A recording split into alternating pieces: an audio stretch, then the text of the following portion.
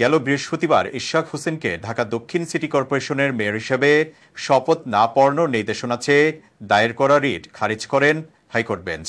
এ সময় হাইকোর্ট বলে এই রিট করার এখতিয়ার না থাকায় রিটটি খারিজ করা হলো। একই সঙ্গে নির্বাচনী ফোরামের মামলা অন্য ফোরামে না গিয়ে এখানে আসা ঠিক হয়নি বলে উল্লেখ করেন আদালত। এর পরপরই এক তাৎক্ষণিক মন্তব্যে জাতীয় নাগরিক পার্টি এনসিপির উত্তরাঞ্চলের মুখ্য সংগঠক সাজ্জিস আলম ফেসবুকে একটি পোস্ট দেন। সে পোস্টে তিনি লেখেন, মব তৈরি করে যদি হাইকোর্টের রায় নেওয়া যায় তাহলে এই হাইকোর্টের দরকার কি? এরই জেরে হাইকোর্ট নিয়ে এমন বিরূপ মন্তব্য করায় লিখিতভাবে ও সংবাদ সম্মেলন করে প্রকাশ্যে ক্ষমা চাইতে এনসিপি নেতা সাজ্জিস আলমকে লিগ্যাল নোটিশ পাঠানো হয়।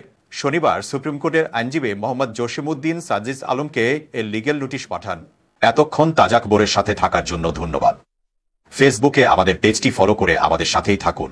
আর আপনি যদি ইউটিউব থেকে দেখে থাকেন, তাজা খবরের চ্যানেলটি সাবস্ক্রাইব করার অনুরোধ রইল।